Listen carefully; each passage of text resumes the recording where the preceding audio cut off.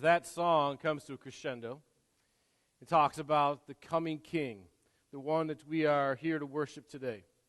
And so I hear those words, those names of God, the way that Christ rings out through Scripture. And my heart wells up in wonderment. And I'm not just saying that. I can't honestly listen to that song, or I can't listen to songs that proclaim the many and mighty names of Jesus without becoming very taken in by it. And, we are in this Christmas season where in many ways I think we've lost a lot of the wonderment of what this all means. I think sometimes it becomes very haphazard. It becomes very rushed because we are so full of so many different things going on. And it's very easy for us to not stop and take a breath and remember. So we're going to be taking some time to remember. There's a great passage here in Micah that says, "Remember what I have done, says the Lord." And I think about the wonderment of Christmas, and I think back when this young lady who sits at the piano pretty much every week, many weeks anyways, Olivia, when she was 4 years old. A wonderful story that I think of when I think about the wonderment. We as a family, Catherine and I, we're not real hard and fast one way or the other as far as we'll just call them mythologies, so that I don't know who's here. I don't want to ruin it for anybody. But the Christmas mythologies, if you don't understand what I'm saying, right? Okay? And so we're not like, oh, you can't sell this and we can't do that. We didn't ever lie. We just said, this is what's going on. But yet, Olivia was part of the public school at that time, and she was going to a pre-K, I believe, at that time. And there was all kinds of things about Santa Claus and things. And so she got a lot in her mind, and somehow, even though I think she was having a hard time as a 4 or 5-year-old trying to decide what mom and dad were saying, what's all this other stuff with Santa Claus and all this kind of stuff. So one day, that year, at Christmas Eve service, Catherine had gone out to purchase some last-minute items, and I was sitting in my living room, and I looked out through the kitchen door. Some of you are just there, if you could picture this. Sitting on the couch looking through the kitchen, and there's Olivia with these little Dixie cups, and she's spitting water. And as my father come out of me, I'm like, Olivia, what are you doing? What are you doing? What can you possibly be doing? She's taking water from something, I don't know what, and spitting into these little Dixie cups. She said, I just had to laugh because she says somehow in her mind she just got the idea she was putting out the 8 Dixie cups for the 8 reindeer.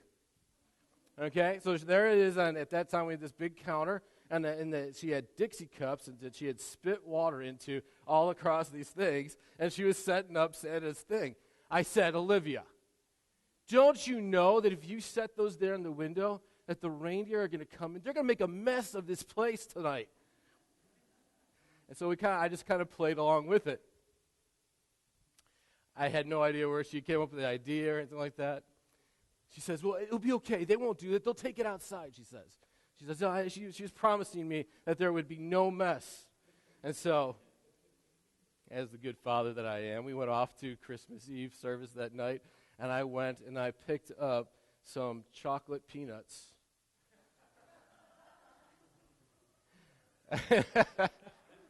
And I brought them home. The kids all go to sleep. And we just made a mess. Catherine and I together made a mess of the kitchen.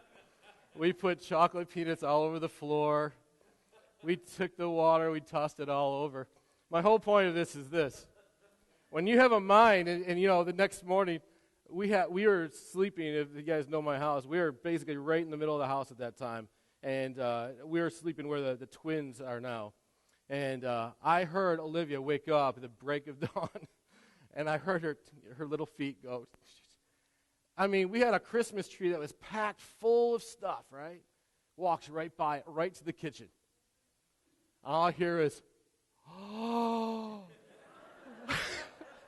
And she ran back to her room, and at that time, you could go through her room back into the back, and she went all the way around the house and went through the other kitchen door.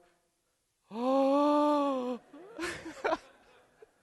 Never saw a single present or anything like that. All she saw was this mess. I won't tell you. I won't tell you how the rest of it goes. It was a lot of fun, and we played it out a couple of years in a row. I think she now does it to her little sisters every once in a while. But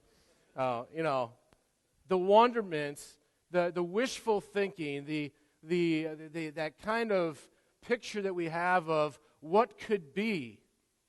And yet, we're talking about hope today. We're talking about this love of Christ, this presence of God, and this true Creator that has given us and birthed in us this desire for Him. And we see over these weeks how much He has a great desire for us. And I can say this, that my wonderment of God and His excellencies and all of the namesake that He has, my wonderment of Him is not some wishful thinking, not some, I hope, or it's not some wishful thinking. My hope is cemented in the true hope that is assured to us. That is a hope, right? The hope of Christ is something that is assured. It's not a wishful thinking. I hope I get this for Christmas, or I hope this is true, or I hope this, I hope. It's not that kind of a hope. It's not a wishful hope. It's an assured hope. And so as we look at Micah today, let's remember that this is a God who sees all things from end to the beginning. And He says, my people, throughout all the ages, throughout all my scripture, I have been there. And I have given you hope in every step of the way. Let's look. Moving straight to Micah chapter 6. I'm sorry, Micah chapter 5. You're going to see here that God is setting us. He's setting us a story. And it looks bad at the beginning, and it kind of just seeps right into this hope. And God is telling us today, He says, you feel like you're in the clutches of defeat. You think you're at the bottom of the valley. You think that you are run down and out. You think everything's against you. You think the pressures of Christmas or the pressures of health and the pressures of whatever are crushing in upon you. And I'm here to tell you, remember me, says God. I am your hope. I am your salvation. I've got this okay. I've got it worked out. Seems like the world is out of control and crazy and chaotic. But I have it in hand. Chapter 5, verse 2. Verse 1 says, now daughter who is under attack, you slash yourself in grief. A siege is set against us. They're striking the judge of Israel on the cheek with a rod. Now we can look at that and we can see there are some words here that are very descriptive of what happens to Jesus Christ going to the cross. Certainly He is our hope, right? But this is not a hopeful verse in the way that it's presented here, is it? You're under attack. The very leader that you had placed all your hopes upon, he is under attack. He is being pushed down. He is being struck upon the cheek. This Jesus who you are looking for, this Messiah, it's not looking too good. But isn't it interesting that it starts out at the end or the somewhat end of the Jesus story, and the second verse goes right into the hope. Under your attack and in your grief, as your ideas of direction and the leadership that has been given to you, as that kind of all crumbles around you, it seems, and as the world again kind of just implodes upon itself, and we work from one political conundrum into another as the ages go on, it will continue. There's nothing new under the sun. And God says, in the midst of your grief, in the midst of what seems like the end of your hope, verse 2 says, here is your hope. Bethlehem Ephraim, you are small among the clans of Judah. One will come from you to be ruler over Israel for me. His origin is from antiquity, from eternity. Out of the clutches of defeat, God says, I bring you revival. I bring you hope. And it's not a simple hope. It's not some simple little plan. No, it is something where I am going back from antiquity. I'm going beyond antiquity, actually. I'm going from eternity to bring this hope to you. This is not something that is short-sighted.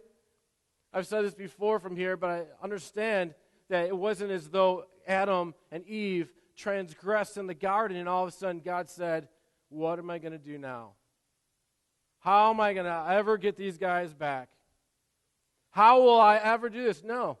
The eternal God saw the end from the beginning. It makes no difference where he starts this story, quite honestly. He's getting struck in the cheek and in verse 1, and he's bringing us this gentle hope of Bethlehem in verse 2. What an amazing God we have.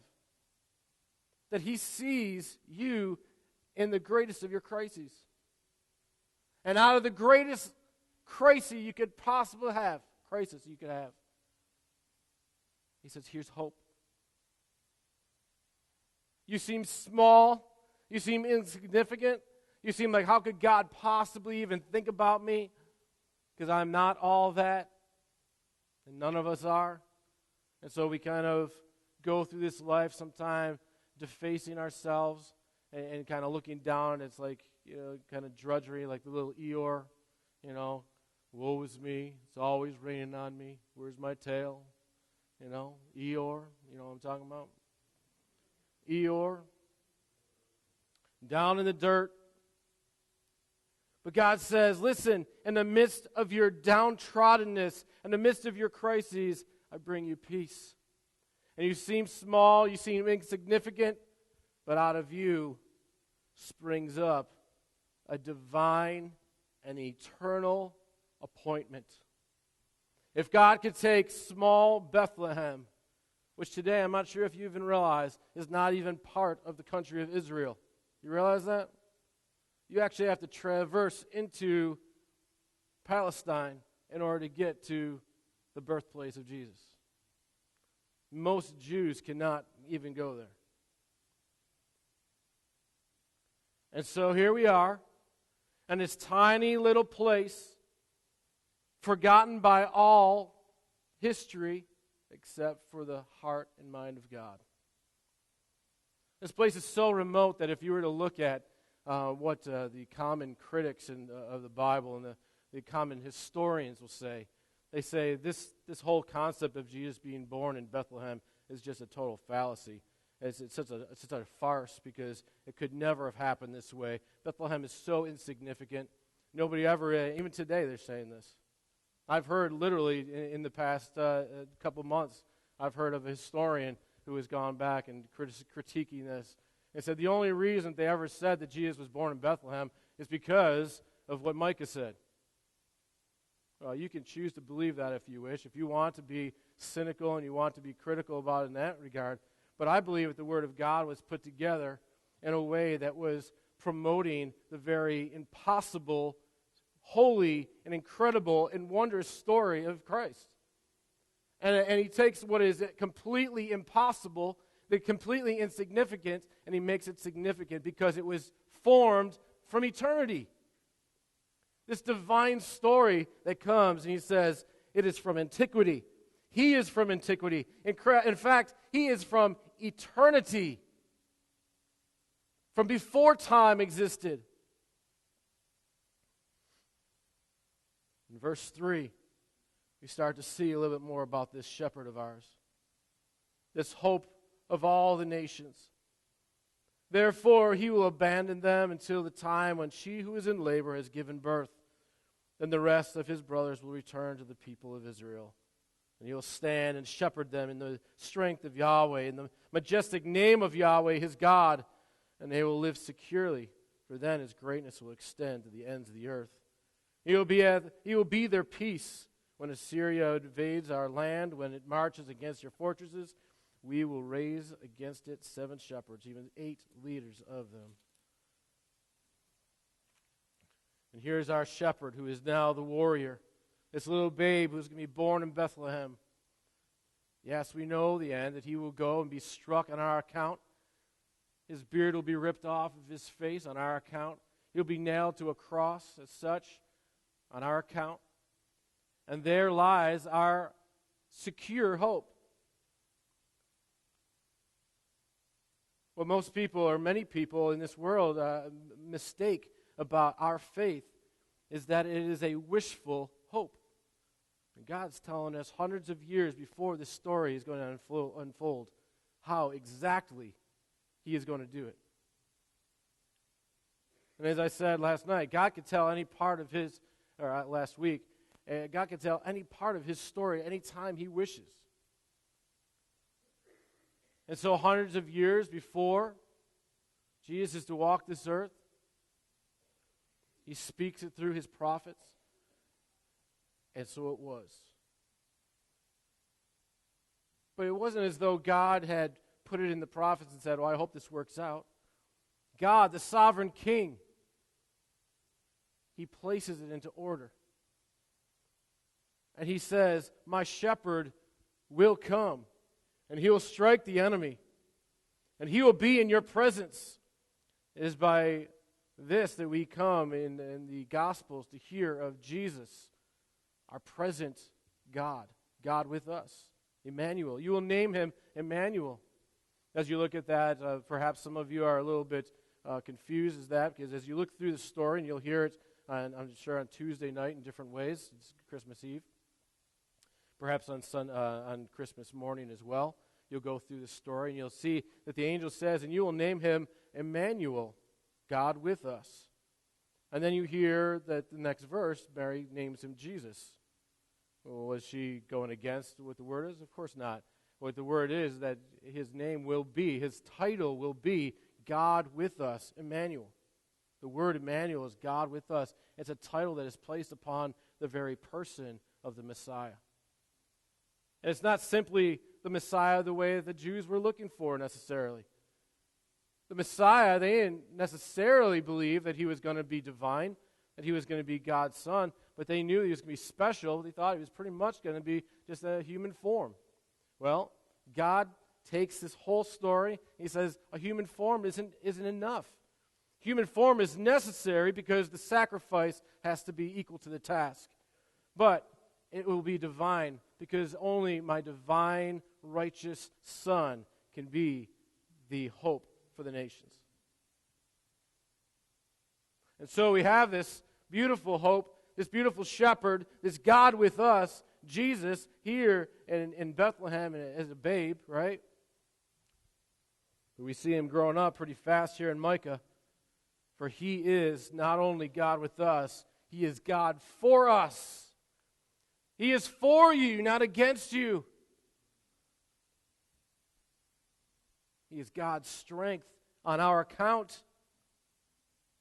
Look and hear the words of his care. Look in here to see the words that prove out his great glory.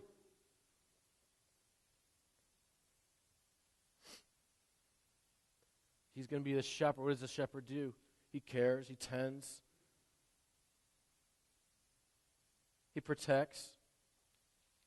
He raises up under shepherds to guard and protect, to come alongside. And the strength of Yahweh is seen in Jesus Christ. And Jesus Christ is all about the name of his God. He is all about his glory. And what we saw last week in the book of Joel, God is all about and always about his great glory. There is no greater glory that God has than the fact that He takes this mess of a story of my life and He embeds within me the great glory of His Son, Jesus Christ, to overcome all my mess and to bring all hope into my life where there is hopelessness. That is His great glory. The hope of glory is that He has done that for me. And the hope of Jesus Christ is that He has taken me and He has walked me into strength and might and victory. And He has my security in the grasp of His hands. So He will rescue us. Verse 6. Now He speaks to the people of Israel of the day, and He speaks to the people of Israel in Jesus' day, and He speaks to the people of God in our day all at one time, right? And that's the beauty of God's great prophecies. When you're looking at a mountain chain, you're looking at the Rockies, we'll say, and you're coming upon it, and you see the Rockies, McNuts, you travel out that way, and all of a sudden you see like a haze of the mountains, right? April's heading that way right now. And just beyond that, you see another fold of it, and then just beyond that, another fold of it, and perhaps it goes on. That's the same way as prophecy looks to us. We see the forefront, and if we're up super close and we're examining that, we can look at it in that time frame, in the time frame that Micah is speaking to the people of Israel. The people of Judah need hope. And Micah is presenting a great hope for the people of that present day. But as the fold of mountains behind that kind of comes into focus, you can see that he's also speaking, God is speaking really, and it is His eternal word that continues to melt in upon our hearts from generation to generation. And so we get to Jesus' day, and they're looking back at the story, the words of the prophets. And when Matthew recites this prophecy from Micah, he is looking back and saying, this is what Micah was speaking of. It is hope for us today, 600 years later. And now we look at these words of Micah, and we look at this, and we hear about the shepherd, and we hear about, okay, so Assyria looks a little different to me today than Assyria did back then. But my Assyria is the pressures and the conflicts of this life that I find today. That's my Assyria. And the prophecy is just as hopeful for me today that the King of Kings has set aside a shepherd, His Son, Jesus Christ, to oversee my life and to bring me hope in this present day, as He did for the people back in Micah's day, as He did for the people in Jesus' day, as He does for us today, so be His glory. His glory, fold after fold after fold, however you want to look at it. This great prophecy speaks upon our lives. And He says there's hope for you because my security will surround you. And you feel invaded, but I am there for you. And my shepherd, my Jesus, my Messiah will come and He'll show you a place of rest. And so finally He says there's a peace, the peace of Yahweh, the great God, who rescues you and restores you. Then the remnant of Jacob will be among many peoples, like dew of the Lord, like showers on the grass, which do not wait for anyone or linger for mankind. And verse 9 says, your hand will be lifted up against the adversaries, and all your enemies will be destroyed. There is security, there is peace, there is a lasting hope. And I want to go right into this next part because our hope is not in anything that we ourselves do. It is very important for us to understand that the hope of this Messiah, the hope of this Jesus, the remembrance that we will have is not in what we have done. We do not, and I suggest to you not to do it this way, do not take the Lord's Supper and think about all the good things that you have done in order to make yourself worthy of this. That's very dangerous. we do not take the Lord's Supper in remembrance of what we have done. We do not take the Lord's Supper in remembrance of how good we have been in order to be worthy of this. It's just the opposite, right? And this is where we're talking about in Micah. This is beautiful. Look at this, the I will statements of God. Here, this is, in that day, this is verse 10. This is the Lord's declaration. Look at how many I wills he will put here. I will remove your horses from you and wreck the chariots. I will remove the cities of your land and tear down all your fortresses. I will remove sorceries from your hand, and I will not have any more fortune tellers. I will remove your carved images and sacred pillars from you, so that you will not bow down again to the work of your hands. I will pull down the Asherah poles from among you and demolish your cities. I will take vengeance and anger and wrath against the nations that have not obeyed me. I will. I will. And it's a reckoning. Sounds like we're going back into all these harsh words, but God is saying this. No, I have done this. I will do this for you. And what is he doing? He's not crushing people. He's bringing them back to himself. He's enlivening them so that they can be purified, so that the presence of God can be back amongst them. I say that because I know what chapter 6 says. Okay? But God's heart is always for you. He doesn't set you up to take a big fall for nothing. He breaks us that he may bind us up. So return to the Lord, he says.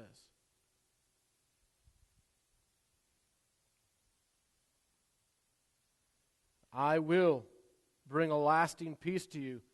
When he takes out your chariots, he takes down your fortresses.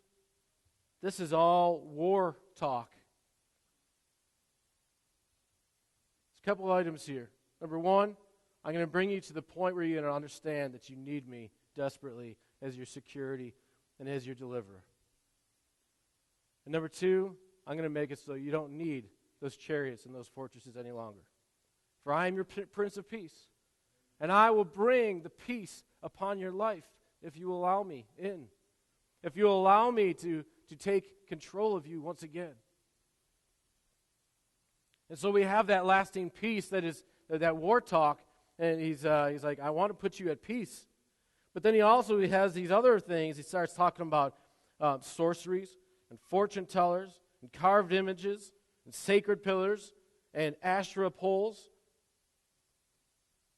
And when he says demolish the cities, he's very specifically talking about the cities that were set up in the high places unto the gods, the demon gods, the Baal worships and all that kind of stuff. I will demolish those things. I will demolish those places. You see, when we allow the presence of God to come into our lives, he not only gives us peace from the crushing violence that is against us and the pressures of this life, he says, I also want to do a holy act within you. I want to make you holy. I will do that. There's not a single time in all these verses that he says, well, if you will only do this, then I will hear you. No. He says, I will do this, and you will hear me. I will bring peace. It might not be the way you thought I was going to do it, but I will bring holiness into your life. This is the refining fire that we talked a little bit about last week. That refining, the renewing comes through a refinement. All right? It removes out the dross and leaves a living and holy sacrifice unto himself. So that we may remember in holiness. So when we have this Lord's Supper time after time and month after month, so many times we talk about how important it is for us to be right before the Lord our God. This is not to be taken just haphazardly, right? This in itself is a moment of commitment. This is me saying, I have committed myself unto the God of holiness, and I have committed myself to be, therefore, holy as He is holy. That's the remembrance, because I can only be that if He's doing that in me. But God says here, I will do that. I will remove this stuff from you. I will remove the dross and bring out a refined gold. I will bring it out because that is the one I will deal with and I will have presence with. And I will bring renewal and revival to. So as we look into chapter 6, I want us to be ready in our heart for true worship. This is an example of true worship before our God and King. To remember Him and all that He has done for us, that we may stand in His presence and be renewed. Rise, plead your case before the mountains, and let the hills hear your voice. Listen to the Lord's lawsuit. And He says, there's something I don't understand about you. He said, what have I done against you? My people, verse 3, my people, what have I done to you? Or how have I wearied you? So the question is, more to the point, why is your heart growing distant from me? What have I done to you? And then he says, listen. Listen, I want to show you the hopeful answer to that question. What have I done for you? Testify against me? What is he going to testify? Indeed, I brought you up from the land of Egypt and redeemed you from the place of slavery. He brought freedom into my life. That's what He has done. He hasn't captivated me and enslaved me in such a way that is out of obligation. He has brought freedom to my life. What have I done for you? Well, I've brought you freedom. What have I done for you, he says? I sent Moses, Aaron, and Miriam ahead of you. He's given me direction. He's given me leadership. He's given me an understanding, a perspective. What has He done for me? He's brought me freedom and direction. What else? My people, remember what Balak, king of Moab, proposed? What Balaam, son of Beor, answered him? And what happened from the acacia grove to Gilgal, so that you may acknowledge the Lord's righteous acts? It's going to take a little bit for you to go back and to understand a little bit of the Old Testament workings here. This is the remembrance he's talking about, but remember what He has done in our lives. When he's talking about Balak commanded Balaam the prophet to curse the people of God. This is where the talking donkey comes in. Remember this book of Numbers? What was God's role in that? Well, there was a man who was going out to curse the people of God, and God stood in his way and changed the course of history. Instead of a curse that went upon the people, it turned into a blessing and a praise and a glory to God. What have I done for you? I've brought you freedom. What have I done for you? I've brought you direction in your life. I've brought you protection, and I have stood by your side. What have I done for you? What happened at Acacia Grove? Well, you know this by a different set of stories. Acacia Grove is what happened. That's the story of Rahab. Well, what did God have to do with Rahab? Rahab is that lady who stood and waited for and actually helped the two spies, right? This is right there at the Jordan, where they're coming into the Promised Land. And Joshua sends them to spy the area. And at Acacia Grove is where Rahab takes the spies in and protects them. Some of our conversation last night was actually about Rahab and how she actually lies to offend for them, to get them to get the soldiers off their scent, if you will, right? Acacia Grove represents the life that was given to them. Those men were dead. They were dead in their tracks. And God preserved their life through the most unlikely of people. This prostitute named Rahab. That's what happens at Acacia Grove.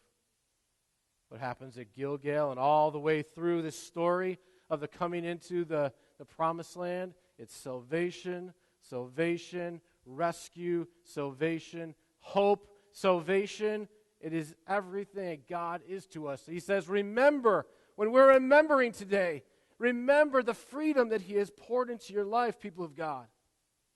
Remember the hope that He has given to you by giving you direction and purpose in your life. Remember the life that He has given to you.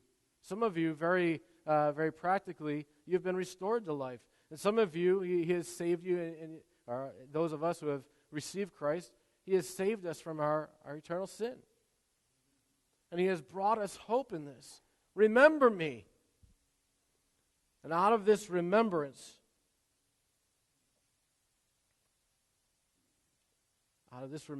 comes my revival. This remembrance leads to a revival of worship. Because suddenly, the whole context begins to shift. What should I bring before the Lord when I come to bow down before God on high? What a beautiful question that is to ask. In the midst of all of our conflict, in the midst of all the craziness of this life, in the midst of this Christmas season, can we stop and just ask that question? Lord, what would you have me to bring to you in worship of you today? What would it be? He goes on with all kinds of ideas. Should I come before Him with burnt offerings or the year-old calves? Would the Lord be pleased with the thousands of rams or with 10,000 streams of oil? Should I give my firstborn for my transgression, the child of my body for my own sin? What are these questions? The answer, these are going to be answered here in a second, but it's showing this heart of anticipation, of desiring. How can I grow closer to you, Lord? How can I return to you? How can my heart grow akin with you once more? Will all these things bring me favor? Now, the prophet already knows the answer, right? He's already writing this out. So he knows, as he's writing this, he knows the answer. Should I do this? Will this bring more favor to my life? And the answer is beautiful, is it not? Mankind, Amherst Baptist Church, He has told you what is good. What is it that the Lord requires of you? To be a living and holy sacrifice, to act justly, to love faithfulness, to walk humbly with your God.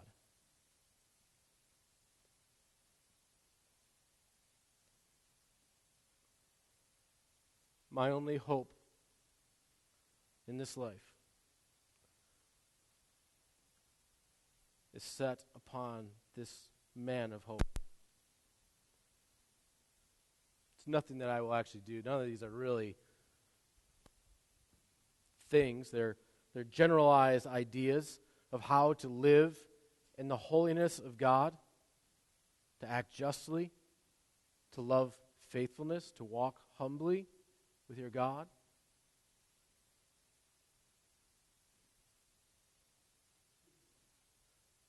Doesn't say follow the Ten Commandments. What is required of you?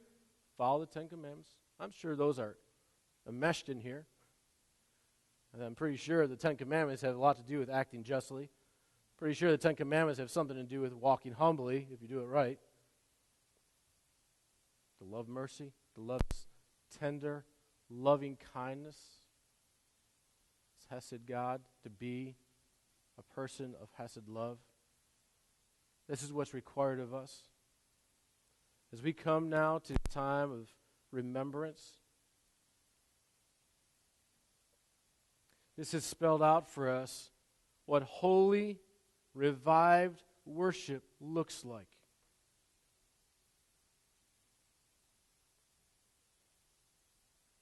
So we're going to ask that you take a couple steps today. We're going to do Lord's Supper